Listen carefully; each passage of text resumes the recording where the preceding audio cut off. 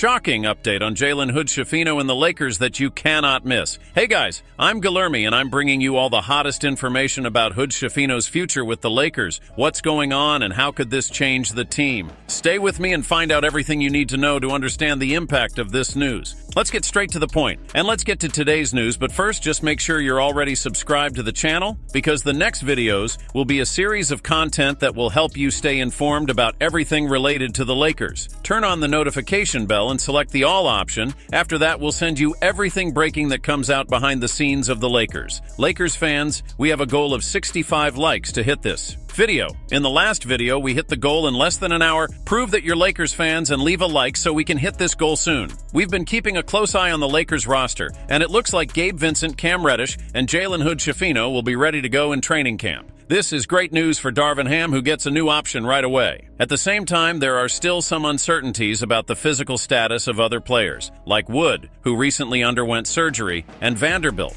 who continues to deal with a foot issue. But today, I want to focus specifically on Jalen Hood-Schifino. Gabe Vincent and Cam Reddish are both healthy, and I've talked about them extensively before. Hood-Schifino, on the other hand, is still a bit of an unknown quantity. He's the kind of player that we don't know much about, and that raises a lot of questions. I've seen people say that he has no future, that he's not going to work out. Honestly, I don't understand where that comes from. We're talking about a player who has barely had a chance to show what he's capable of. He averaged just 5.2 minutes per game last season and appeared in 21 games. If even an athlete like LeBron James were limited to just 5 minutes per game, his impact would be minimal. So how can we assess Hood-Schifino's true potential without seeing him on the court consistently? The truth is that the idea of Jalen Hood-Schifino makes a lot of sense for the team. He's a versatile point guard at 6'4", who can slot in alongside any of the other guards on the team. What's more, he could even play as a small forward in some situations. His physicality and athleticism are impressive, and he has the ability to pressure the rim, create plays, and bring dynamism to the offense. Of course, he's still a project in development. Like any young player, he needs time to develop and fine-tune aspects of his game. But the potential is there, and everything we've heard so far about his performance in practice has been very positive. From his coach to veterans like LeBron and Anthony Davis, everyone has been talking about how impressive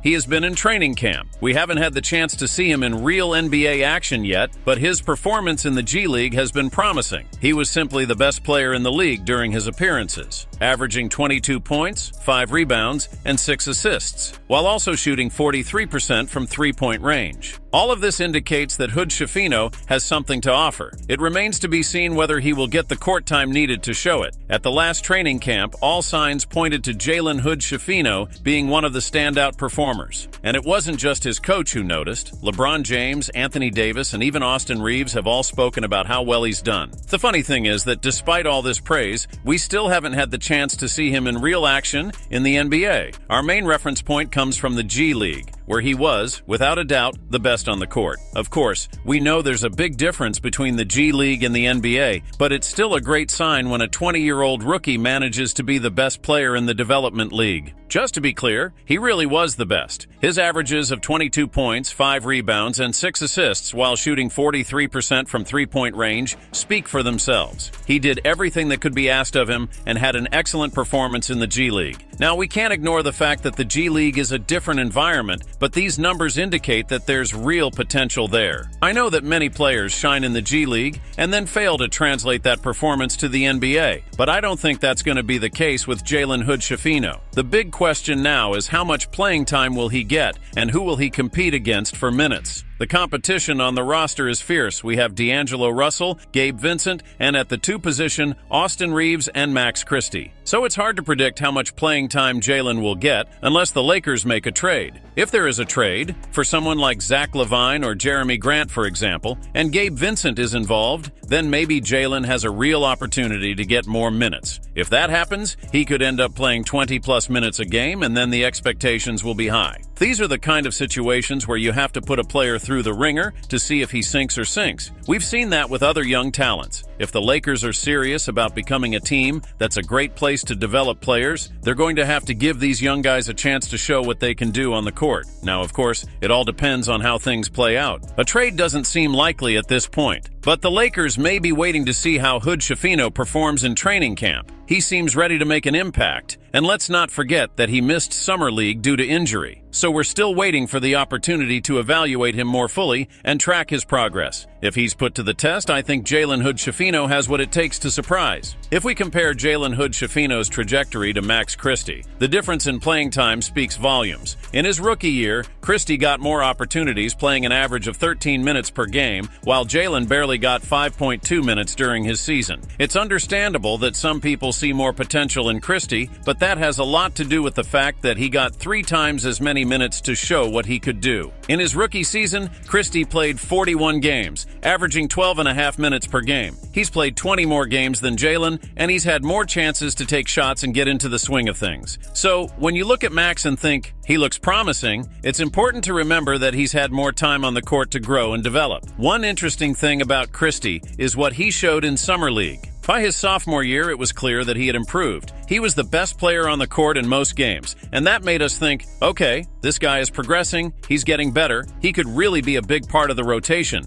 And even with those noticeable improvements, Darvin Ham was still reluctant to give Christie more time, even when it seemed like the team needed him. Taurean Prince, for example, had games where he played almost 40 minutes, which to many didn't make much sense, especially when you had someone like Max Christie waiting for an opportunity to contribute. Now, looking ahead to next season, the expectation is that Christie will get more minutes and have a bigger role in the rotation. He's already shown that he's ready for that, and that's something we can expect with confidence. The important thing will be to see how he handles that responsibility and how the coach distributes the minutes, especially with so many players competing for space on the team. You know, I really can't see a scenario where Jalen Hood-Schifino gets consistent minutes right away. Sure, you could slot him in some situations, maybe play him at the 3 to help out on defense, which makes sense. But if you had to pick him, it would probably be more efficient to go with Max Christie, even though Jalen has more size. I think the main question here is going to come down to how Jalen plays on defense and shooting. If he can excel defensively, scoring efficiently, and shooting between 37% and 38% from 3, for example, then you're definitely going to want to find him minutes. He can be useful defending the 1 through 3 positions, which would be great. Now, if his shooting percentage is around 32% and he still struggles to keep up with opponents on defense, then that's a different story. In that scenario, I really don't see how he could get significant minutes. But that doesn't mean he's bad or a bust. He still has a lot to learn and develop. Keep in mind that he's only 21, which means he's still growing and evolving. He's 3 years younger than Dalton, for example, so even if he doesn't get a prominent role right away, he still has plenty of time to adjust and show his worth. Look, what you're saying makes sense. Jalen Hood-Schifino still has plenty of time to develop, and honestly, you can invest a couple of years in him without rushing and still reap the rewards. It's like I said about Colin Castleton, right? When the player is older, like in his case, who is already 24, the urgency is different. 3 years of difference in the NBA is significant. Almost like dog years, you know? The average career is short, so each season counts a lot. That's the advantage with Jalen. He's only 21, and that gives you more room to take your time with his development. But at the same time, development can only go so far. At some point, you have to throw a player into the fire, test him in real game situations against NBA competition. It usually takes a year or two for a player to really find his rhythm, his identity in the league. They have to get used to the speed, the physicality, understand the offensive and defensive schemes, and most importantly, figure out where they fit within all of that. There's no way to replicate that NBA environment. You can train, go to training camp, play preseason games, but the real experience comes when you're out there, competing in real games. And that's why, at some point, Jalen will need to be tested in game situations to see how he reacts. Now, the only way I can see him getting any real minutes is if a trade comes along that opens up some space for him, or if he just impresses so much that he's impossible to ignore. If he shows up at training camp knocking down threes, playing well, and excelling in every way, then he'll start to earn his spot. If that continues in the preseason, and he starts destroying opponents and showing that he's improved since last year, then it's definitely going to be interesting to see him get a chance in the regular season. season. It's going to depend a lot on how much he improves and how he takes advantage of those opportunities. Let's talk about Jalen Hood-Schifino and what's going on with him. The truth is, last season was a challenge for him. He dealt with an injury that prevented him from practicing and preparing at his best. Now the question is he in the shape he needs to be? Has he been able to work on his shooting, lateral agility, and other essential skills, even though he's taking snaps and showing off in light workouts? That's not the same as putting in some serious workouts and strength and conditioning work. How much has he really accomplished during that time? Or is he just starting to get back into shape and get into shape for training camp, which is just a few weeks away? I think training camp is expected to start in October, maybe around the 4th. It's possible that Jaylen will still be getting into the swing of things and looking to improve between now and when training camp starts. I'm excited about his potential and continue to believe that he can become a key player for the Lakers. Will that happen this season? I'm not sure, but I'm rooting for him. After all, the better the Lakers are, the better for all of us, right? If Jalen Hood-Schifino starts to excel on both ends of the floor, that would be great for the team. Time will tell, and we'll see how he does. Now, I want to hear from you. What are your thoughts on this? Are you excited about Jalen's return? How do you think he can impact the team? Let us know your thoughts in the comments below. At the end of the day, any addition to the team is a positive, and we need healthy players to improve our performance. I'm curious to hear what you think. Jalen Hood-Schifino seems to be one of the big question marks for the Lakers at this point. He has shown significant potential, especially with his performance in the G League, where he has emerged as one of the best players. His height, athletic ability, and versatility indicate that he has what it takes to become a good point guard, and perhaps even more depending on how he develops. However, last season was a challenge for him, largely due to an injury that limited his training and preparation.